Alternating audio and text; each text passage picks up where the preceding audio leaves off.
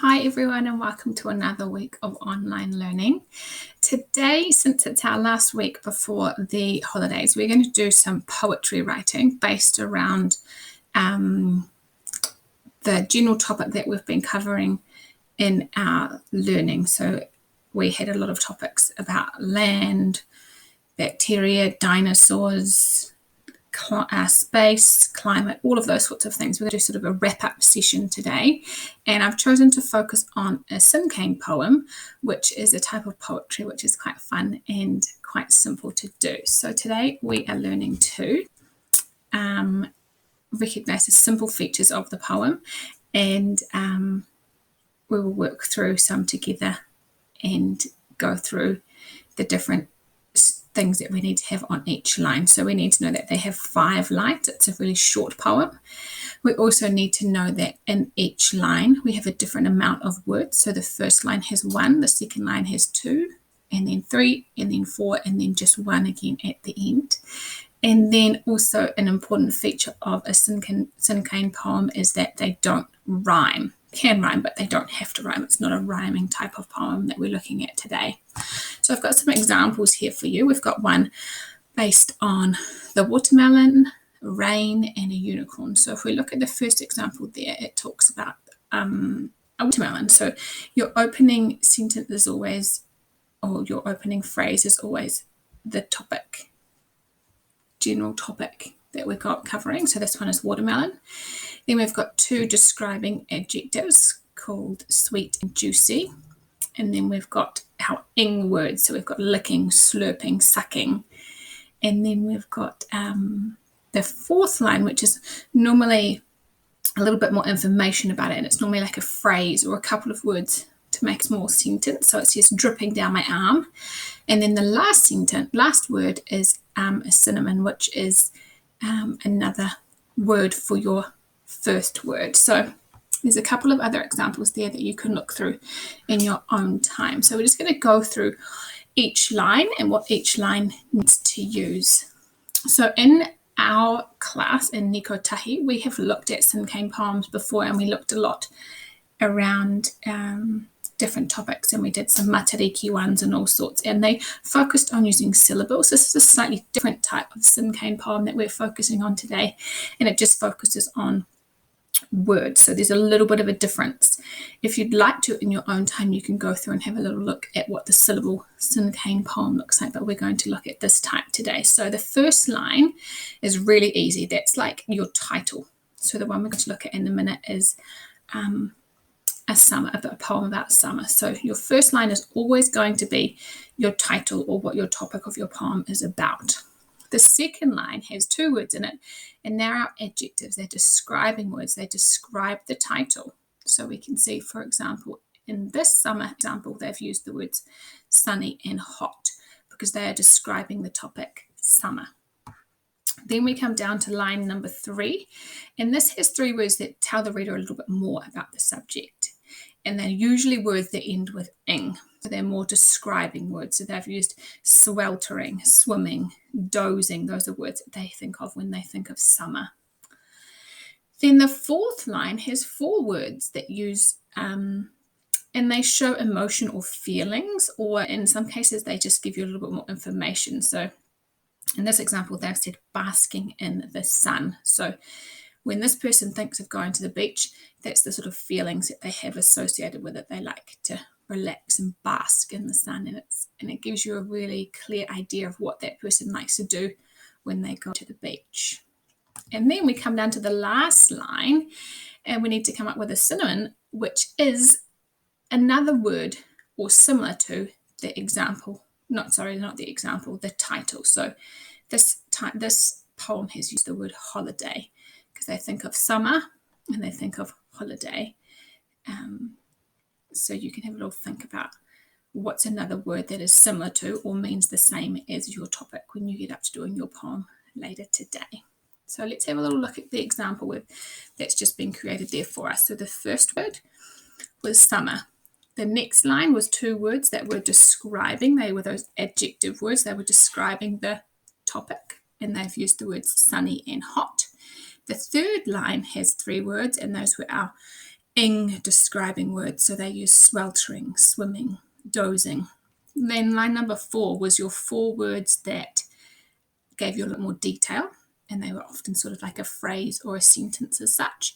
And then our last word was another word similar to our title, which was summer, and they've used the word holiday. And you can see that your poem has come out in a diamond shape. So sometimes you might hear a Cinquain poem also called a diamante poem.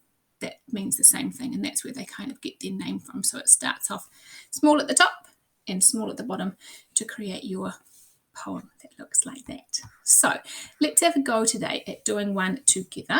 So I've chosen the topic for us to do together today as being the ocean, because that links to one of our overriding topics that we're focused on over this last 7 weeks of online learning.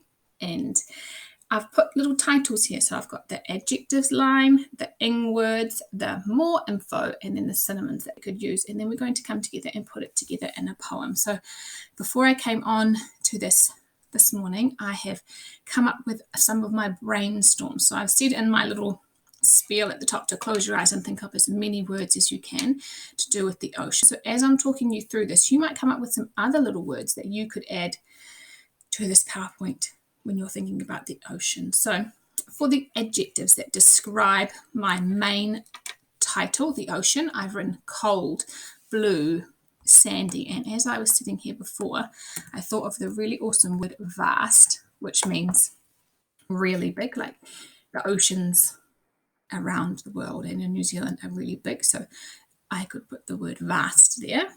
Then we come up to our ing words. So I had written down previously relaxing, crashing, because I thought of the waves crashing on the shore, swimming, refreshing. And I'm also going to put the word playing down here, because I know that when I go to the beach, I love playing with sandcastles and my nieces and nephews and all of those sorts of things that we do when we go to the beach. We play. We sometimes play cricket on the beach. We sometimes play making sandcastles. We play in the ocean. Lots of playing going on when I go to the beach. Then our next line, this is the one where we have 4 words, was with a little bit more info or the feelings that you have when you go to the beach. So I wrote a few. I wrote splashing in waves, collecting shells for sandcastles, swimming in the crashing waves. And I'm also going to write down here, spending time with family, because when I go to the beach, it's normally a catch-up session with family. And again, you'll notice that all of those in that category have 4 words. That's the longest one that we have in this type of poem. And then this one can often be quite tricky to come up with an example of a synonym. Sometimes it's really easy. So in my example, I didn't think it was too hard. So I came up with the word beach, because that is also often the same as the ocean. And I've got the word shore. And I could also add the word sea there as well. So now I've done this big brainstorm. I've got all of these awesome ideas. I'm going to come together and put it into a poem. Now, I'm not going to use all of these. I'm going to use the ones that I think sound best together. So the first one, remember, is really easy. That is our topic. So I'm going to write the word ocean. That is easy. Now I'm going to come back to my plan that we just did together, and I'm going to choose 2 adjectives. So I'm going to choose the words blue and vast, because I think those describe the ocean quite well. So I'm going to write blue and vast. So far I've got ocean, blue and vast. Now I'm going to come to my next line, remembering I need to choose 3 ing words. So I had written relaxing, crashing, swimming, refreshing, playing. Oh, I've just thought of another one as I was just sitting there. Another good word is splashing. Sometimes we like to go splashing in the waves. So I'm actually going to use that word splashing because I liked that one. Splashing, playing, and swimming. Those are some words that I like. And did you notice that I'm putting commas between each one as well? Now I'm coming down to the line with the most words. And I'm just going to go back to my plan again and remind myself of the ideas that I came up together. And I think I quite like the one collecting shells. Shells or sand castles, because we love making sand castles when we go to the beach. So that's my phrase there. And then again at the end, I'm going to come up with my cinnamon. So I'm going to write the word beach because I think ocean and beach. Now I'm just going to read it back and see if I think it makes sense. So I've written ocean, blue, vast, splashing, playing, swimming, collecting shells for seashell, sand castles, and beach. So now I've got this really awesome completed poem that follows the rules of 1 word, 2 words, 3 words, 4 words, and then 1 again at the end. So your job today is to come up with your own Cinquain poem, following the rules that we've just followed there, with your first line being your topic, your second line being your 2 adjectives, your third line being your 3 ing or describing words, your fourth line being your 4 more info or feelings and emotions, and then your fifth line being your 1 cinnamon, which is a similar word to your topic title. So I thought today I've put down all of the different sort of topics that we've covered with different learning activities over the last 7 weeks. So we've got water, space, dinosaurs, land, animals, plants, and bacteria there. You can choose whatever topic you would like to today to do your piece of writing, your poetry writing on. Now, you could choose water in general and do a poem about water, or you could choose something within one of those examples. So for example, you might like to choose dinosaurs, but you might just want to choose one type of dinosaur to write your poem about, or you might like to choose a type of planet instead of doing space. I don't mind, as long as it links somehow to those that you've done there. So today when we did the ocean one together just now, that could have linked to the water topic, or it could have linked to the land topic. It's got some sort of correlation to what we've been learning over the last few weeks.